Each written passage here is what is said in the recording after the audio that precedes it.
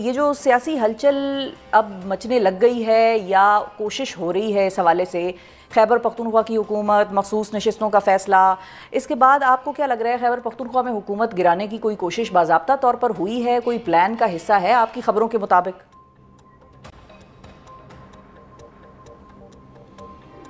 देखें, इसमें लग ये रहा है कि जो रूलिंग अलाइंस है उसके अंदर जो मुख्तलिफ उसकी जो मेंबर पार्टियां हैं उनके अंदर एक पार्टी जो है वो तो चाहती है कि खैबर पख्तूनख्वा में तब्दीली लाई जाए, लेकिन जो बाकी पार्टियां हैं और ख़ास तौर पे जिन पार्टियों के साथ अली मीन गंडापुर साहब के ख़िलाफ़ तहरीक एतमाद कामयाब करवाई जा रही है वो अभी तक ऑन बोर्ड नहीं है। उसके लिए कोशिश की गई थी लेकिन वो अभी तक ऑन बोर्ड नहीं हुए। ख़ास तौर पे जो JUIF है, क्योंकि उनके काफ़ी मेंबरान हैं खैबर पख्तूनख्वा असम्बली में, और ये जो मखसूस नशस्तों का फ़ैसला आया सुप्रीम कोर्ट का, इसके बाद उनका भी नंबर जो है वो बढ़ गया है, वो भी ऑन बोर्ड नहीं है। ANP भी ऑन बोर्ड नहीं है, पीपल्स पार्टी भी ऑन बोर्ड नहीं है। अलबत्ता मुस्लिम लीग नून के अंदर कुछ लोग जो हैं वो कोशिश कर रहे हैं कि तहरीक एतमाद के लिए कोई कंसेंसस कैंडिडेट जो है उस पर इत्फाक राय कर लिया जाए। मानेंगे वो नहीं, ये मैं आपको बता दूं, मानेंगे नहीं वो, लेकिन उनकी कोशिश तो चल रही है। लेकिन अली मीन गंडापुर साहब जो हैं उनके बारे में ये तासुर इसलिए पैदा हो गया कि उनके ख़िलाफ़ कोई कार्रवाई होने वाली है।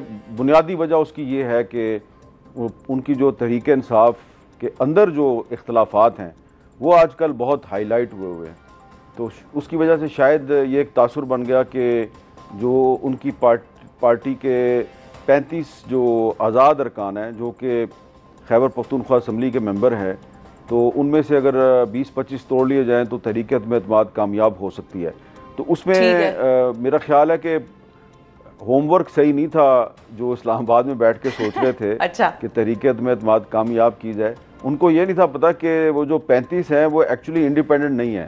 वो 35 जो हैं वो सारे के सारे जो हैं वो सुन्नी इत्तेहाद कौंसिल में शामिल हो चुके हैं, और सुन्नी इत्तेहाद कौंसिल जो है वो अगर उसके डिसिप्लिन को वो वायलेट करेंगे तो साहबजादा हामिद रज़ा साहब उनके खिलाफ कोई ना कोई लीगल एक्शन भी ले सकते हैं। अच्छा, तो फिर मीर साहब जब ये वजह जिसकी वजह से ठीक है, तो फिर मीर साहब अब एक और स्टेटमेंट याद आ रही है, जिस तरह से आपने बताया कि peoples party, ANP, Fazlur Rahman साहब ये अभी ऑन बोर्ड नहीं है इस सारे प्लान के हवाले से, लेकिन अली जो गंडापुर साहब की हुकूमत है उसके जो एक और बड़े नाकिद हैं, बड़े सख्त मुखासमत रखने वाले गवर्नर खैबर पख्तूनख्वा, वो ये कहते हैं कि मेरे हाथ में 50 लोग हैं ऑलरेडी। तो वो किस पैराए में बात कर रहे हैं, किस कॉन्टेक्स्ट में कर रहे हैं, उनका कोई और होमवर्क हुआ है क्या? देखिए शफा साहबा, एक बड़ी मैं सीधी सी बात करूंगा, जब तक मोहम्मद अली सैफ अली मीन गंडापुर के साथ है तो गवर्नर खैबर पख्तूनख्वा के हाथ में 50 आदमी हों या 100 आदमी हों, मुझे नहीं लगता कि उनके ख़िलाफ़ तहरीक एतमाद को कामयाब कराना इतना आसान होगा।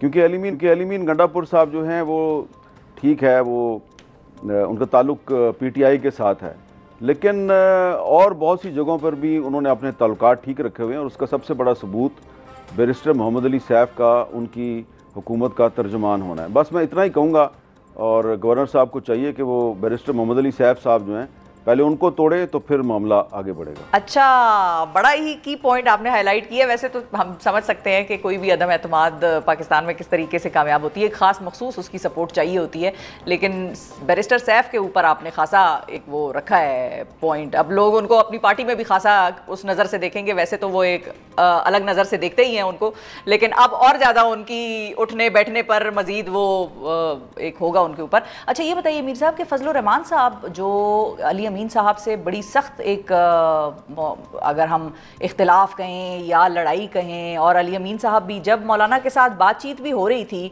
तो भी अली अमीन साहब की स्टेटमेंट्स उनके खिलाफ आते हुए रुकती नहीं थी, और मौलाना साहब ने हालांकि कुछ दफ़ा रिफ्रेन भी किया, उनके बारे में जवाब भी नहीं दिए, लेकिन अली अमीन साहब ने फिर भी अपने आप को जो है वो रोका नहीं।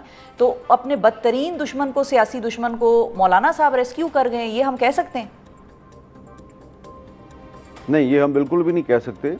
मौलाना साहब जो हैं उनका ये ख्याल है कि अली मीन गंडापुर साहब जो हैं, अगर उनको तहरीक अदम एतमाद के ज़रिए चीफ मिनिस्टरशिप से हटाया गया तो वो एक सियासी शहीद बन जाएंगे, वो मजलूम बन जाएंगे। तो इस वक्त उनका ये ख्याल है कि अली मीन गंडापुर साहब जो हैं वो न सिर्फ ये कि सूबे में बड़े अनपॉपुलर हैं, बल्कि within the ranks of Pakistan Tehreek Insaf वो बहुत ज़्यादा अनपॉपुलर हैं, वोटर भी उनसे खुश नहीं है। और ये उनके ख्याल में एक सुनहरी मौका है कि अगर इनको कंटिन्यू करवाया जाए अली मीन गंडापुर साहब को, और एक ऐसे मौके पर कंटिन्यू करवाया जाए जबकि जो इमरान खान साहब के बहुत से जो करीबी लोग हैं वो भी अली मीन गंडापुर से खुश नहीं हैं, तो उसके बावजूद अगर वो कंटिन्यू करते हैं तो इससे खैबर पख्तूनख्वा सूबे में तहरीक इंसाफ की अनपॉपुलरिटी में इजाफा होगा और अली मीन गंडापुर साहब जो हैं उनके जो सियासी मुखालफीन हैं उनको फ़ायदा होगा। तो मौलाना फजलुर रहमान साहब की नज़र जो है वो अगले इलेक्शन पे है, और अगले इलेक्शन में कामयाबी के लिए वो समझते हैं कि बहुत ज़रूरी है कि Ali Amin Gandapur must continue as chief minister. बिल्कुल सही है। हालांकि इसी किस्म की बात मियां नवाज शरीफ साहब भी 2022 में किया करते थे। मीर साहब, आपको याद होगा कि वो भी ये कहते थे कि इमरान खान की हुकूमत मत गिराओ, ये अपने वजन के तहत खुद अब गिर जाएंगे, ये अनपॉपुलर हो रहे हैं, इनको मजीद अनपॉपुलर होने दो। ये नवाज शरीफ साहब की राय नहीं थी, ये पीपल्स पार्टी की भी राय थी, ये बहुत से लोगों की राय थी। और क्योंकि आपको याद है ना कि जिस ज़माने में ये तहरीक अदम एतमाद का खेल शुरू हुआ था ये 2021 था, तो मेरे पर उन दिनों में पाबंदी थी। जी। मेरे पास काफ़ी फालतू टाइम होता था, तो मैं इस्लामाबाद में हर उस जगह पे पहुंच जाता था जहाँ पे कोई इस तरह की साजिश हो रही होती थी, और रात को लेट नाइट तक मैं उनके साथ बैठता था। तो ऐसी ही एक महफिल थी जिसमें कि शहबाज शरीफ साहब थे, बिलावल साहब थे, और इसके अलावा JUI के कुछ लोग थे। और मैं आपको ये भी बता देता हूँ कि उस वक्त शेख रुहेल असगर साहब जो हैं वो मुस्लिम लीग नून के MNA थे, तो उन्होंने एक खाने पे बुलाया हुआ था सबको, वहाँ पे उन्होंने मुझे भी बुला लिया। अच्छा। तो अब वो MNA नहीं है। तो वहाँ पर मैंने इन सब से पूछा था, ये मैंने खुद पूछा था शहबाज शरीफ साहब से, बिलावल साहब से, और गफूर हैदरी साहब थे वहाँ पे। मैंने इन तीनों से पूछा था कि आप इकट्ठे हैं सारे, और भी लोगों को आप ला रहे हैं, तो आप ये नहीं समझते कि अगर आप इमरान खान को तहरीक अदम एतमाद के ज़रिए हटाएंगे तो वो इस वक्त बहुत अनपॉपुलर है, तो वो एक हीरो बन जाएगा। तो इन सब का ये ख्याल था कि उन्होंने मुल्क तबाह कर दिया है, मुल्क बचाने के लिए इमरान खान को हटाना बड़ा ज़रूरी है। तो मैंने उनसे कहा कि देखें, बात यह है कि इतना तो मैं भी बेवकूफ़ नहीं हूँ, मुझे भी पता है कि जो जनरल बाजवा साहब हैं वो एक्सटेंशन लेना चाहते हैं, एक और एक्सटेंशन लेना चाहते हैं, तो इसके लिए वो थोड़ा प्रेशराइज कर रहे हैं इमरान खान को, तो इसके लिए वो आपको इस्तेमाल कर रहे हैं। तो अगर आप लोग इस्तेमाल हो रहे हैं तो आपको लगता है कि इमरान खान साहब जो हैं वो इस तरीके से जनरल बाजवा साहब को एक्सटेंशन देने के बाद वो आपकी बात सुनेंगे? तो ये आए बाएँ शाएँ कर रहे थे सारे। तो नवाज शरीफ साहब जो हैं वो उस वक्त लंदन में बैठे हुए थे, और उस वक्त शाहिद खाकान अब्बासी साहब बहुत आ जा रहे थे उनके पास। बाजवा साहब और नवाज शरीफ साहब के दरमियान शाहिद खाकान अब्बासी साहब ने काफ़ी पैगाम रसानी भी की। तो ये एक तासुर है कि जी नवाज शरीफ साहब जो हैं वो चाहते थे कि इमरान खान के ख़िलाफ़ तहरीक अदम एतमाद ना लाई जाए। जो तहरीक अदम एतमाद आई थी वो नवाज शरीफ साहब की कंसेंट से आई थी, उनकी मर्ज़ी से आई थी, और उसके बाद फिर जब तहरीक अदम एतमाद टेबल हो गई, उसके बाद बाजवा साहब ने और जनरल फैज़ साहब ने कोशिश की कि ये वापस हो जाए, और ये सारे जो हैं इनको बुलाकर बाजवा साहब ने कहा इसको वापस करो। वहाँ पर जो बलूचिस्तान के कुछ रहनुमा थे वो डट गए थे, उसमें खालिद मक्सी साहब थे, उसमें अख्तर मैंगल साहब थे, और एक और बलूचिस्तान के रहनुमा थे। 3-4 जो बलोच रहनुमा थे ये डट गए थे। तो ये तासुर बिल्कुल गलत है कि जी नवाज शरीफ साहब जो हैं वो तहरीक अदम एतमाद के। लेकिन मीर साहब, यही दोनों हजरात फिर PDM हुकूमत का भी हिस्सा बने थे, अगर उस वक्त वो डट भी गए थे कि हम नहीं इसका वो बनते पार्ट। आप अख्तर मैंगल साहब की बात कर रहे हैं और खालिद मक्सी साहब की बात कर रहे हैं? जी हाँ, ये बिल्कुल बने। खालिद मक्सी साहब जो है उन्होंने तो जनरल बाजवा को यहाँ तक कहा था उस मीटिंग में कि बाजवा साहब, मैंने तो अभी 24 घंटे पहले जो है बाप पार्टी जो है उसकी तरफ से प्रेस कॉन्फ्रेंस का ऐलान किया और मैंने इनकी हमायत की है। तो अब आप कह रहे हैं जी कि तहरीक अदम एतमाद वापस लो और इमरान खान शुड कंटिन्यू, तो ये तो फिर आप इस तरह करें, फिर आप मार्शल लॉ लगा दें इस मुल्क में, अगर आपने इस तरह ही करना है। तो ये देखिए ज़रा, बाप पार्टी जिसके बारे में कहा जाता था कि वो बिल्कुल इस्टेब्लिशमेंट की जेब में थी, उसके रहनुमा खालिद मक्सी साहब ने इनकार कर दिया। बाद में अख्तर महगल साहब पीडीएम में शामिल हुए, लेकिन फिर उनके इख्तलाफात हो गए, क्योंकि वो उनके इख्तलाफात इमरान खान से भी हुए थे। वो इमरान खान के साथ भी एक पॉइंट पर उनके साथ गए थे कि आप लापता अफराद का मसला हल करें। जब वो मसला हल नहीं हुआ, उन्होंने उनका साथ छोड़ दिया।